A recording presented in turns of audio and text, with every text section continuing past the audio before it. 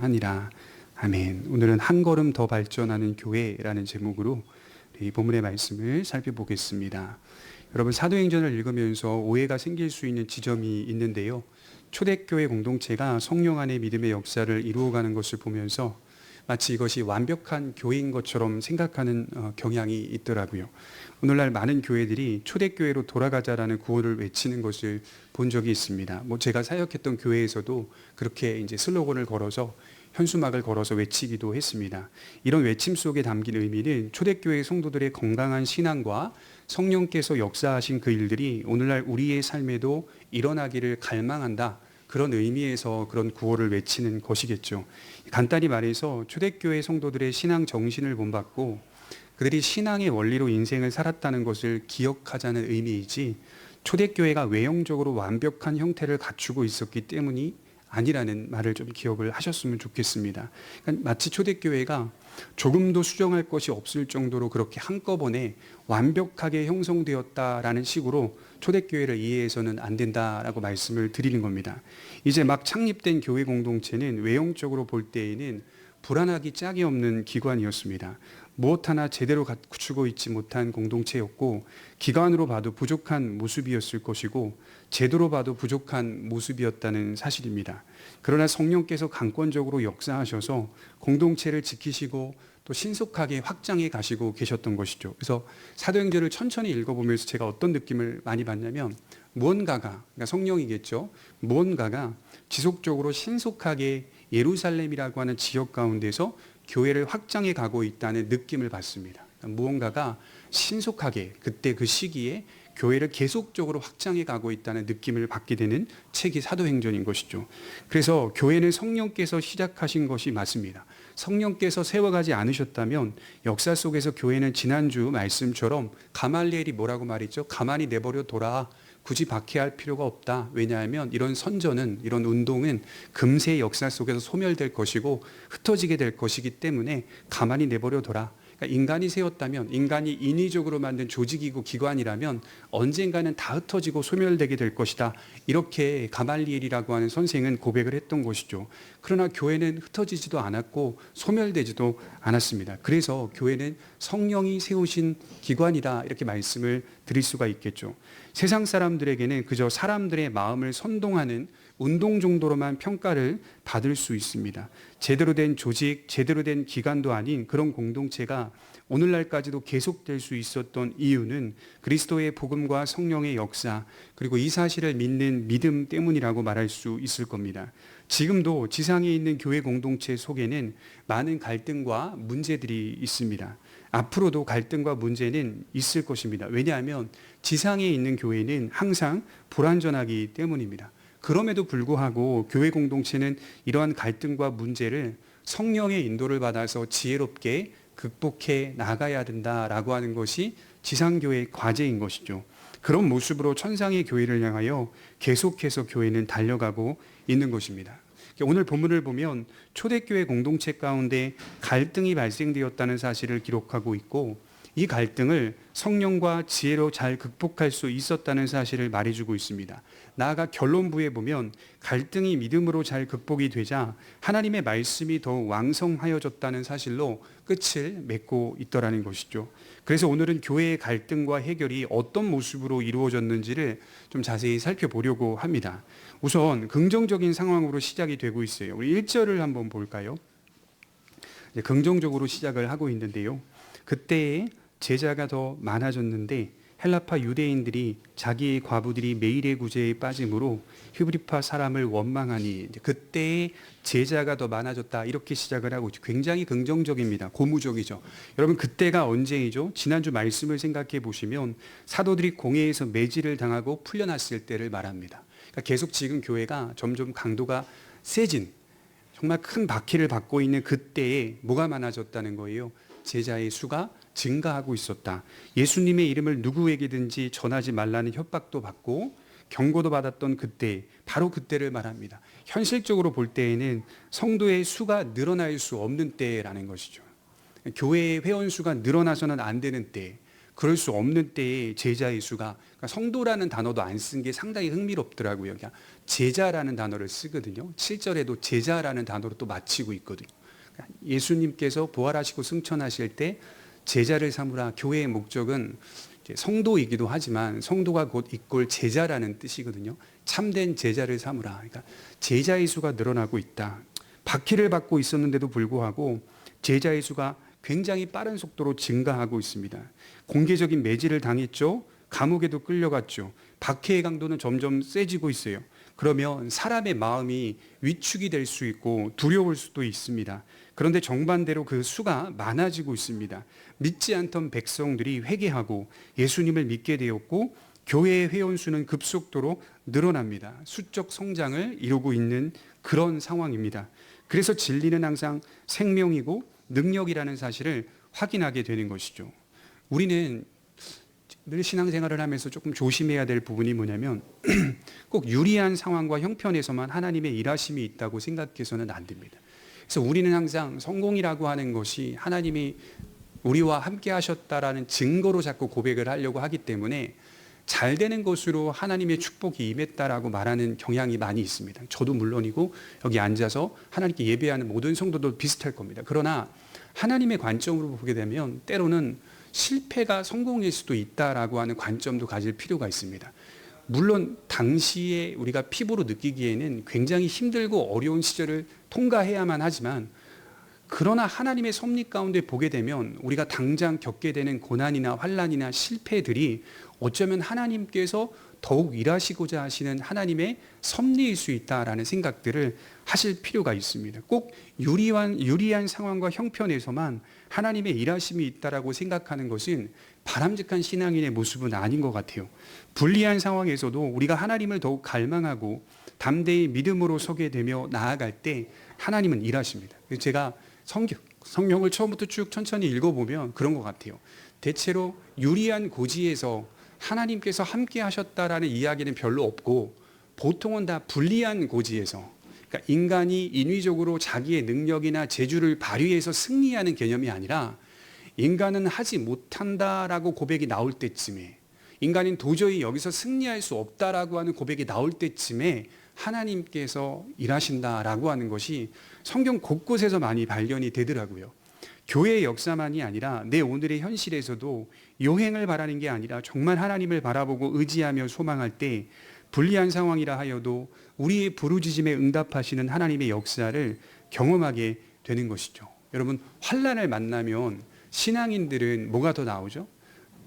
부르짖음의 자세가 더 나올 수밖에 없거든요. 너무 힘들고 너무 고통스럽고 어려우면, 물론 기도도 안 되는 시기도 있지만 그 시기가 넘어가면 어쩔 수 없이, 이런 표현이 좀 죄송하지만 어쩔 수 없이라도 하나님을 찾게 되는 우리의 신앙의 근성이 있단 말이에요. 본성의 성향이 있다는 것이죠. 그렇게 하나님께 부르짖으며 나아갈 때 응답해 주시는 하나님의 역사를 우리의 삶 가운데 경험하기도 하는 것이죠. 반면에 다른 현실도 1절에 나란히 제시되고 있는데, 수적인 성장이 나타남에 따라서 관리 문제가 생기게 됩니다. 갈등이 생긴 거죠. 이것이 초대교회의 첫 논쟁이었다, 이렇게 학자들은 말을 하고 있어요. 흥미롭게도 이 관리 문제는 민족 계열을 따라 발생한 문제인 것처럼 보입니다. 지나왔듯이 초대교회는 정말 아름다운 신앙의 모습을 보여주고 있었습니다. 4장 32절에 보면 자신의 것을 사도들의 발 앞에 가지고 나와서 공동의 소유로 삼으며 모든 이들이 이것을 통용하면서 생활했다라고 기록을 하고 있어요.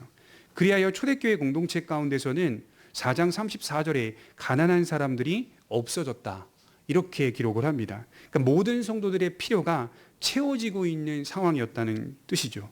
그런데 얼마 지나지 않아서 이런 상황을 마주하게 됩니다. 그리고 원망과 불평이 교회 공동체 가운데 싹트게 되는 것이죠.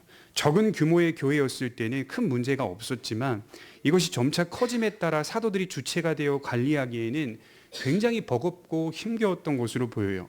처음부터 어떤 조직적인 관리를 계획해서 교회를 세웠던 것이 아니라, 그러니까 이제 우리가 개척을 하게 되면, 저도 대학원 때 이제 개척을 준비하는 과목이 하나 있었거든요. 개척을 하게 되면 반드시 교회에는 어떤 5가지의 공식적인 문서가 있어야 하고 어떤 직분을 먼저 세워야 하고, 이런 교회 행정에 관한 과목이었어요. 근데 그때 그걸 제가 공부하면서 이제 필기하면서 교회 개척을 하게 되면 빨리빨리 신속히 이런 제도와 질서들을 잡아가야겠다라고 생각을 했던 것이죠. 그런데 이제 막상 이제 교회를 개척하고 목회를 시작할 때쯤 보니까요, 그게 제가 학교에서 배운 것처럼 되는 게 아니라는 걸 분명하게 깨달았어요. 그러니까 어떤 조직을 잘 계획하고 준비해서 딱 시작할 때부터 진행되는 게 교회가 아니라는 것을 본질적으로 제가 오늘 본문 가운데 확인하게 되는 것이죠. 조직적인 관리를 계획해서 교회를 세웠던 것이 아니라 예상치 못하게, 이게 중요합니다. 예상치 못하게 그 수가 늘어남에 따라서 필요에 따라 발생하게 된 갈등이고 필요에 따라 발생하게 된 조직적인 교회의 모습이라는 겁니다. 그러니까 이것은 어쩔 수 없이 집사직이 세워지고 어쩔 수 없이 장로직이 세워지며 어쩔 수 없이 감독직이 세워지는 개념으로 흘러가고 있었다라고 말씀을 드릴 수가 있습니다. 특별히 오늘 갈등의 중심에는 헬라계 유대인들과 히브리계 유대인들이 기록이 되어 있습니다. 특별히 과부에 대한 교회의 돌봄이 불평등하게 이루어지고 있었다라고 말씀을 하죠. 다시 1절에 보면 그때의 제자가 더 많아졌는데 헬라파 유대인들이 자기의 과부들이 매일의 구제에 빠짐으로 히브리파 사람을 원망하니, 자, 유대인들은 항상 과부들을 돌보아야 할 대상으로 보았던 것이죠. 고대 시대에는 남편이 일찍 죽으면 여성이 홀로 서기 힘들었던 시대입니다. 그래서 구약의 율법에 보면 이제 거지 있죠. 가난한 사람, 거지들과 동등하게 둔 사람들이 있는데 과부였습니다. 그러니까 과부가 되면 거지가 된다는 것이 일반적인 상황이었어요. 왜냐하면 여성 혼자서 생계를 유지할 수 없는 시대이기 때문에 그저 과부는 교회 공동체가, 구약 이스라엘 공동체가 반드시 돌보아야 할 대상으로 율법에 명시를 해놓았습니다. 그래서 가난한 자와 과부를 같은 수준의 사람으로 늘 보고 있었다는 것이죠. 교회는 항상 과부들을 돌보았습니다. 그런데 어느 순간부터 이 헬라계 과부들에 대한 돌봄이 이루어지지가 않았습니다. 돌봄의 집행이 불균형했다, 이렇게 말씀을 하고 있어요. 히브리계 과부들은 정상적으로 돌봄을 받았으나 헬라계 과부들은 돌봄에서 제외되고 있더라는 겁니다. 여러분, 같은 유대인이에요. 그러나 히브리계와 헬라계가 나뉘어지고 있어요. 혈통으로 따지면 같은 유대인 민족이거든요. 히브리계는 예루살렘 중심으로 한 유대인을 의미하고 헬라계는 이방 지역에 흩어져 살던 유대인들을 의미합니다. 우리가 늘 들었던 디아스포라 유대인들을 말하는 거겠죠. 히브리계는 예루살렘을 중심으로 한 유대인들이었기 때문에 히브리어를 사용했고 성전과 회당을 중심으로 한 유대 신앙이 철저했으며 율법의 가르침에 능통했고 율법 순종에도 엄격했던 사람들입니다. 그런데 흩어져 있는 헬라계는 어땠을까요? 달랐습니다. 아무리 유대인이라 해도 예루살렘을 떠나 살았기 때문에 민족적으로 철저하지 않았고요. 유대 신앙적으로도 히브리계 유대인들만큼 정통적이거나 엄숙하지 않았습니다. 그들은 히브리어를 쓰지 않았고요. 헬라어를 사용했던 유대인들이었다고 합니다. 같은 민족임에도 이렇게 구분을 짓고 있는 거예요. 당시 예루살렘에는 헬라계 유대인들이 전체 유대 인구의 20% 정도를 차지했다라고 합니다. 그러니까 모든 면에서 사회적으로, 신앙적으로, 문화적으로 히브리계와 헬라계는 차이가 있었다는 말입니다. 이 차이가 교회 안에 논쟁을 이끌어낸 겁니다. 분열을 일으켰던 것이죠. 우린 여기서 진지하게 좀 생각해 볼 필요가 있어요. 막연히 교회 공동체를 비판하면서 거봐라, 교회도 차별한다, 혈연을 따진다 등 이런 비판을 하기 이전에 깊이 좀 생각해 봐야 돼요. 초대교회 공동체는 1장 9절에 보면 이렇게 말씀하거든요. 우리는 바데인과 메데인과 엘람인과 또 베소보다미아, 유대와 갑바도기아, 본도와 아시아, 부르기아와 밤빌리와 애굽과 및 구레네에 가까운 리비아 여러 지방에 사는 사람들과 로마로부터 온 나그네 곧 유대인과 유대교회에 들어온 사람들과, 이미 초대교회 공동체 안에는 유대인들만이 아니라 이방인들도 교회 공동체에 들어와 있었고 흩어진 유대인들도 개종해서 교회 공동체 안으로 들어와서 생활을 하고 있는 상태입니다. 이 말은 교회가 처음 시작할 때부터 차별이 있어서는 안 된다는 사실을 의식하면서 출발했다는 겁니다. 다 받아들였다는 거거든요. 처음부터 1장, 2장을 읽어보면 처음부터 교회는 복음 안에는 누구도 차별해서는 안 된다라는 의식을 가지고 출발했던 공동체입니다. 하나님의 은혜는 모든 사람들에게 열려 있고 모든 사람들에게 주어진다는 사실을 믿으며 시작했던 것입니다. 그래서 그냥 쉽게 비판할 수가 없어요.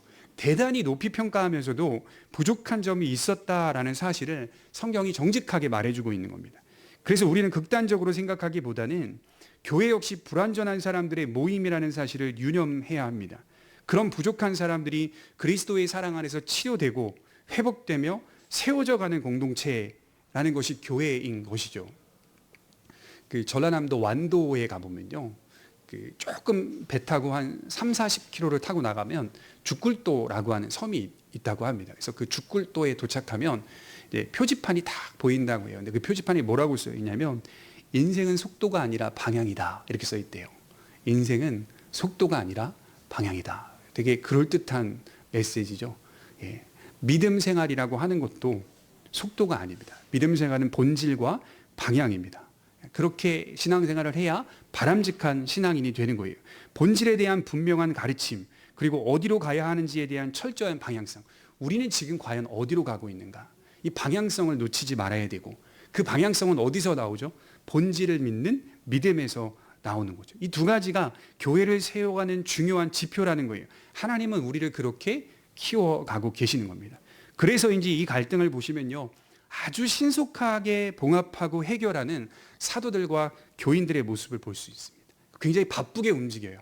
딱 이런 분열이 생기고 원망이 딱 일어나자마자 이 문제에 대해서 신속하게 봉합을 하고 이 문제에 대해서 대안을 세우고 해결하는 사도들과 교인들의 모습을 볼 수가 있습니다. 그러면 어떻게 해결할 수 있었을까요? 우선 사도들 편에서의 깊은 생각을 하고 있어요. 2절을 한번 보시면 이렇게 말씀합니다.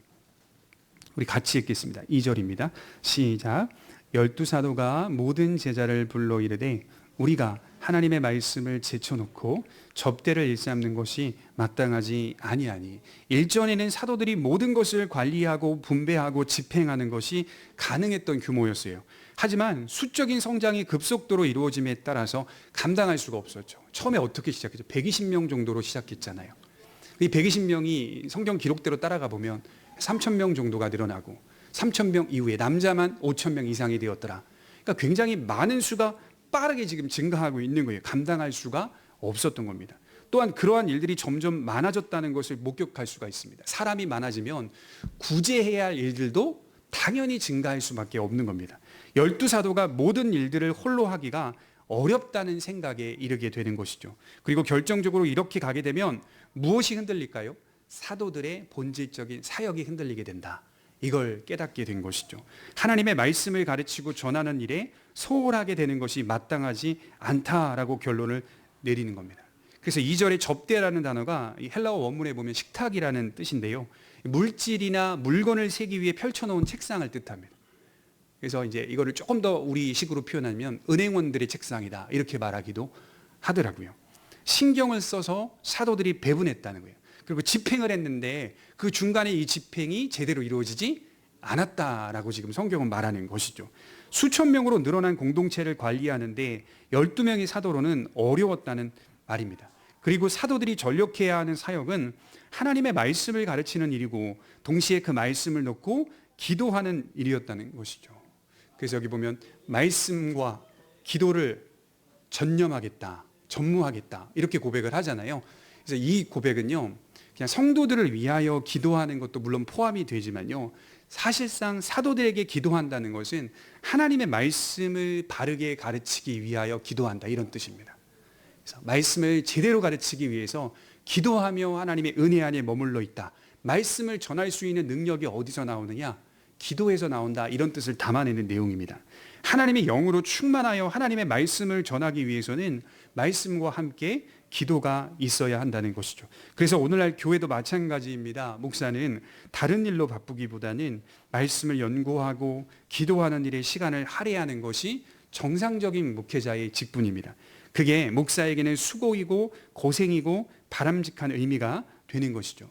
그래서 오늘 7명의 집사들을 임명하는 본문을 보면서 교회의 직분자는 본질적으로는 하나님께서 세우신다라고 하는 점을 유념하면서 말씀을 들으셨으면 좋겠어요. 건전한 교회가 되도록 성령님은 직분자를 세우셔서 교회의 사역에 동참하게 하십니다. 여기서 중요한 것은 직분이 아닙니다. 그래서 오늘 본문을 보면 이게 직분자를 임명할 때 자주 사용되는 본문이다 보니까 이게 직분만 보이는 경향이 있는데요, 오늘 말씀은 사실은 직분이 아닙니다.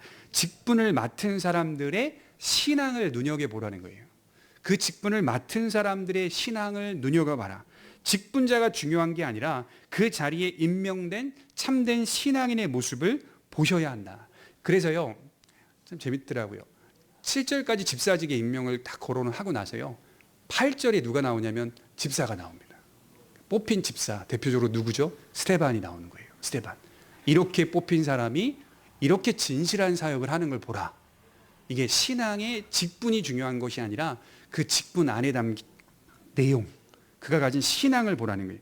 조국 교회가 오해했던 것이 이거인 것 같아요. 직분 자체에 초점이 있었던 겁니다. 그 직분을 가진 사람의 신앙에 초점이 있어야 하는데 직분에 초점을 맞추게 된 겁니다. 이렇게 돼버리면 세상과 별반 다를 바가 없어지는 거죠. 오늘 성경도 직분자를 임명하는데 그 직분을 맡은 사람들의 신앙을 강조하고 있는 것이죠. 그래서 우리는 늘 그릇만 보잖아요. 그릇을 사러 가면 예쁜 그릇, 좋은 그릇, 깨지지 않은 그릇, 또 브랜드가 있는 그릇. 옛날에 우리 어머니 아버지 시대 때는 무슨 그릇이 그 브랜드에서 유명했냐면 본차이나라고 하는 그릇이 굉장히 유명했던 적이 있는데요. 그 그릇 자체를 보죠. 근데 사실은 신앙이라고 하는 것은 그릇 안에 담긴 내용물이 신앙이다. 이렇게 성경은 우리에게 가르치고 있는 것이죠. 여러분 한번 세상적으로 생각을 해봤어요. 어떤 기업의 직원을 뽑는데요. 대표가 누구를 뽑겠습니까? 당연히 일을 잘하는 사람을 뽑아야 맞아요. 성격이 좋거나 부지런하거나 스펙이 좋거나 그런 사람을 대표가 뽑지 않습니다.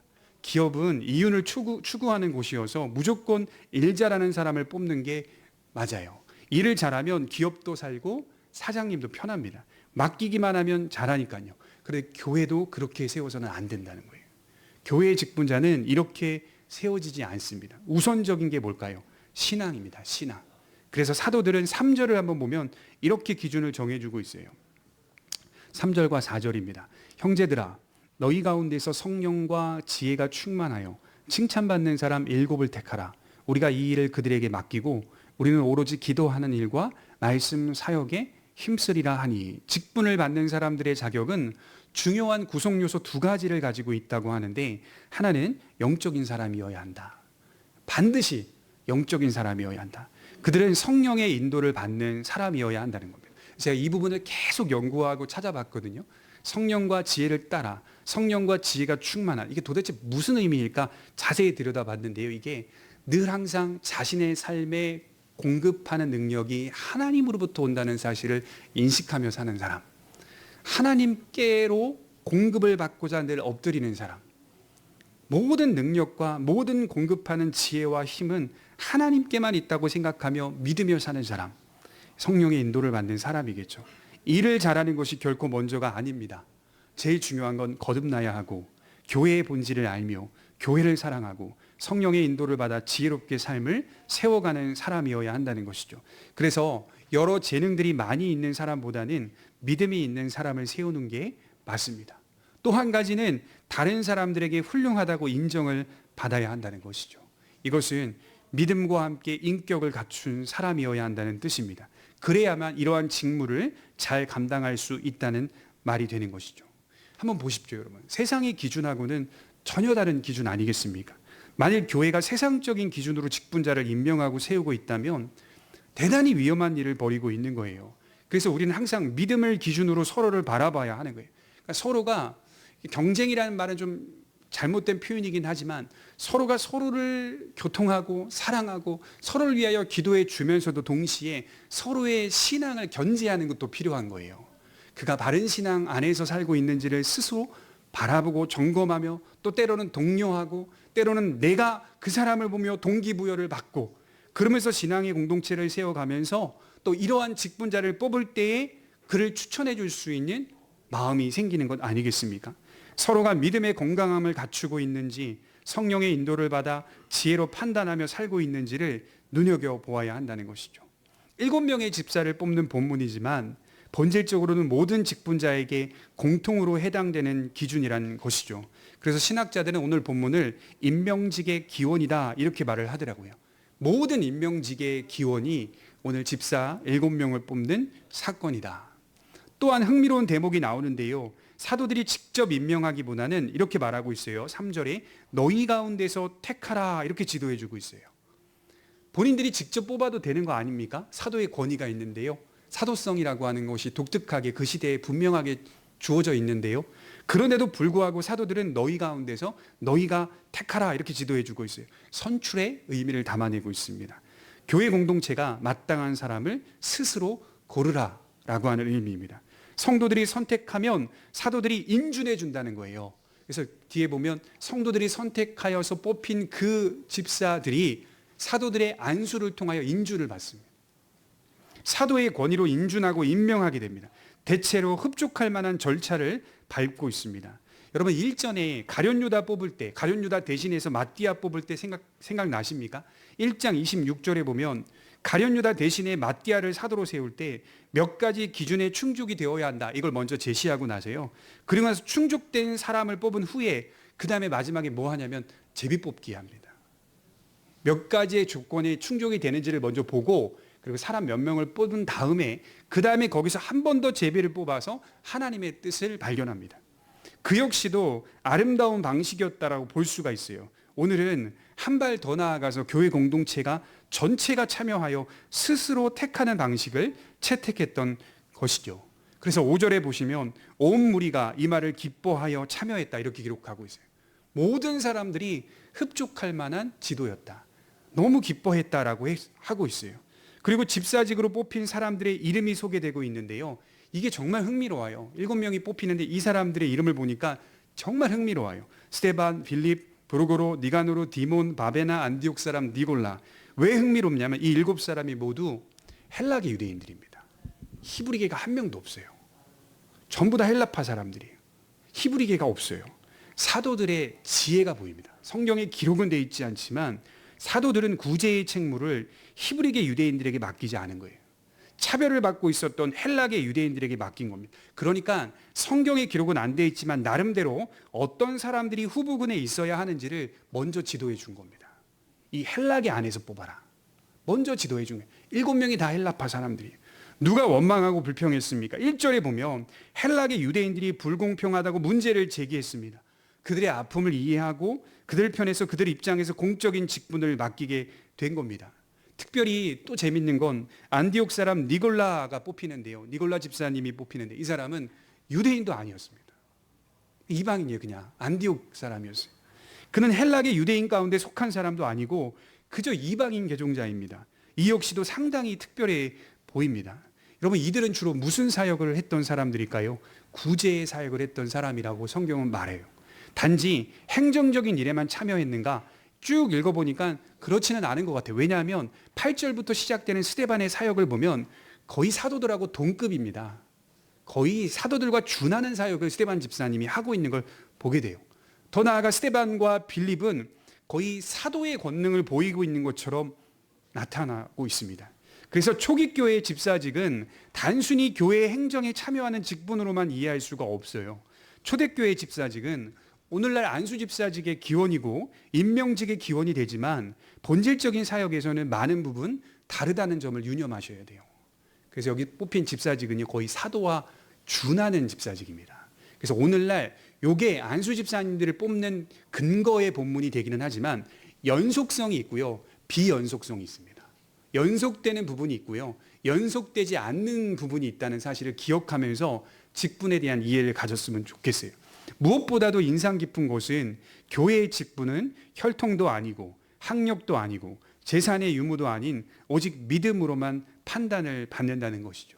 이 믿음이란 공적인 교회 모임에도 잘 참여해야 하지만 자기의 삶에서 선한 삶이 증명되어야 한다는 것입니다. 성령님의 인도를 받아 믿음의 가치관을 가지고 인생을 꾸려가는 모습이 있어야 한다는 것이죠. 여러분 집사님들을 세울 때요. 디모데전서 3장 8절부터 쭉 보면 또 집사님들의 자격에 대한 본문이 나오거든요. 그래서 제가 이제 같이 병행해서 읽어보면서 그런 생각을 하게 돼요.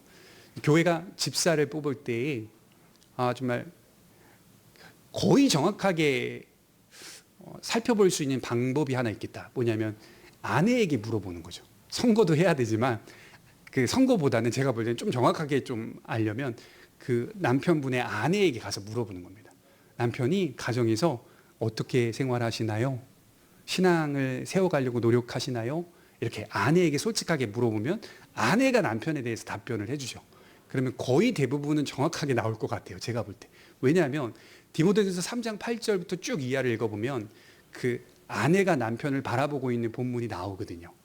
한 아내의 남편이어야 하고 자식들을 잘 다스려야 한다라고 하는 말씀이 기록되어 있거든요. 거의 아내가 남편을 다 보기 때문에, 물론 남편도 아내를 보는 것도 마찬가지긴 하죠. 그러나 이렇게 교회에 중직이 세워질 때, 아름다운 일의 사역에 동참하게 될 때 복된 신앙을 가진 사람이 세워져야 한다는 것이 성경의 분명한 가르침입니다. 그래서 믿음이라고 하는 건 뭘까요? 내적이면서도 외적인 것이다. 날마다 자신을 쳐서 복종케 하는 삶의 자리가 있어야 한다는 것입니다. 이것이 항상 우리의 믿음의 과제가 되어야 하는 겁니다. 성령을 따라 지혜롭게 살아가는 사람이 직분자에 합당한 것입니다. 그러니까 세상적으로 잔꾀가 많고 재능이 많은 사람이 교회의 직분자가 되는 게 아니라는 말이에요. 그러니까 이제 막 실망하는 분들은 그래도 세상적으로 지위도 있고요, 배운 것도 많고요, 그 다음에 여러 가지 교회 일들에 동참도 하고요, 헌신도 하고 나름대로 하는데 자꾸 이제 교회의 장로님들과 목사님들이 인정을 해주지 않는 것 같이 보이는 거예요. 그러면 이분은 이제 낙심하기 시작하겠죠. 자기는 무엇이든지 교회 안에 이제 앞서서 어떤 일을 맡고자 하고 어떤 일에 있어서 임명을 받고자 하는데 교회는 계속 임명하지 않는 겁니다. 그러면 그게 왜 그런지를 본인 스스로가 점검해 볼 필요가 있는 거죠. 왜 그렇죠? 믿음 때문입니다. 믿음. 신앙 때문에 그것에 대해서 교회의 중직자들이 반응하지 않는 거예요. 교회 장로님들과 목사님들이 반응하지 않는 거예요. 무조건 그가 재능이 많고 교회에 많이 헌신적이라고 해서 그를 중요한 직분에 막 올리면 교회가 굉장히 위험해질 수 있다라고 하는 것이 성경의 가르침이다라고 말씀을 드리는 겁니다. 자, 마지막으로 결과를 보면 이런 일을 통하여 교회의 신앙이 더욱 뿌리를 내렸다라고 기록을 하고 있습니다. 6절을 한번 볼까요? 6절과 7절에 보면 사도들 앞에 세우니 사도들이 기도하고 그들에게 안수하니라. 하나님의 말씀이 점점 왕성하여 예루살렘에 있는 제자의 수가 더 심히 많아지고 허다한 제사장의 무리도 이 도에 복종하니라. 그럼 저는 특히 불화와 갈등이라고 하는 이 문제가요, 정직하게 성경 말씀에 기록되어 있음을 보면서 그런 생각을 많이 했어요. 교회는 참 부정하거나 호도하는 공동체가 아니라 어떤 일이든 믿음으로 대처하는 공동체라는 사실을 이렇게 성경이 아주 정직하게 기록해 놓은 것이구나. 사실은 이 사도행전을 기록해 놓은 누가가 이건 사실 교회에 부끄러운 일이기 때문에 빼야 맞습니다. 인간적인 마음을 들면. 교회가 계속 성령의 역사가 일어나고 있는데요, 갑자기 갈등이라고 하는 사건을 기록해 놨어요. 더군다나 그 갈등은 금전 문제입니다. 그러니까 얼마나 부끄러운 일입니까? 그럼 이 이야기는 좀 빼야 맞지 않을까요? 근데 정직하게 기록을 해놨어요. 그건 뭐냐면 교회는 이러한 문제들이 발생할 수 있는데 이 문제들을 믿음으로 극복한다. 지혜롭게 신앙 안에서 성령을 따라 대처하는 공동체다라고 하는 사실을 깨닫게 해준 것입니다. 교회가 오직 믿음으로, 오직 은혜로, 오직 그리스도의 복음으로 대처할 때 신앙은 더욱 뿌리를 내리고 교회는 한 걸음 더 발전해 가는 것입니다. 특히 사람이 왕성해지는 게 아니에요. 오늘 본문에 보면 흥미롭죠? 사람이 왕성해진다 이렇게 기록하지 않고요, 하나님의 말씀이 점점 왕성해지더라 이렇게 기록하고 있어요. 말씀이 왕성해지는 것이 교회의 능력입니다. 그러면 왕성해진다는 말이 뭘까요? 이것은 말씀이 사람들을 정복한다는 뜻입니다. 말씀이 그렇지 않은 사람들을 완전히 장악하고 정복해 간다. 그게 교회 공동체라고 하는 겁니다. 그래서 특이하게도 실제적인 실증을 보여주고 있는데 허다한 제사장의 무리가 그리스도의 도에 복종하였다라고 하면서 말씀이 마무리되고 있어요. 제사장의 무리들의 계종을 기록해 놓았는데 이건 상당히 독특한 겁니다. 왜냐하면 그들은 예루살렘에서 스승들이었습니다. 스승들이었다고. 가르치는 자들이 누구였죠? 제사장들이었습니다. 선생들이었습니다. 그런 그들이 교회 공동체의 모습을 보면서 그리스도의 복음을 들으면서 믿고 배우게 되더라. 말씀이 제사장들을 장악해 버리세요. 사도들은 항상 그들에게 배웠던 사람들입니다. 여러분, 사도들이 제물을 가지고 제사장 앞에 갔을 때 어떻게 했겠어요? 제사장님, 고개를 숙이고 제사 드리러 왔습니다. 제사 드리게 해 주십시오. 늘 언제나 제사장들에게 배웠던 사람들이 사도들 아닙니까? 그러나 이제는 제사장들이 사도들에게 배우는 진기한 일들이 교회 안에서 일어나고 있는 겁니다. 하나님의 말씀이 그 사람을 정복하게 된 것입니다. 여러분, 본문을 보면서 오해하지 않으셨으면 좋겠습니다. 교회가 제도를 잘 갖추어야 한다, 그 말을 하는 게 아닙니다. 교회는 어쩔 수 없이 제도를 갖추면서도 동시에 하나님의 말씀을 포기하지 않는다는 겁니다. 교회가 직분자를 임명하고 건강한 제도를 만드는 것은 결국 하나님의 말씀을 왕성하게 하기 위함이라는 점을 기억하면서 교회의 본질에는 결코 변함이 없어야 한다는 것이죠. 오히려 어떤 직분이나 제도나 어떤 시스템이 교회에 세워지면 말씀이 왕성해져야 맞습니다. 근데 그게 세워짐을 통해서 말씀은 소홀히 여겨지고 사람들의 멤버십만 강력하게 구조로 형성이 되고 있다면 그건 사실 지금 교회가 무언가를 대단히 크게 놓치고 있다는 거예요. 본질에는 결코 변함이 없어야 합니다. 아니 어쩌면 직분자가 세워짐으로 말씀은 교회 공동체 안에 더욱 왕성해져야 하는 것이죠. 우리는 이 일에 소홀해서는 안 된다는 점을 기억하셨으면 좋겠습니다. 우리 고백교회도 또 우리의 신앙도 한 걸음 더 발전하는 교회가 되도록 기도하셨으면 좋겠습니다. 기도하겠습니다.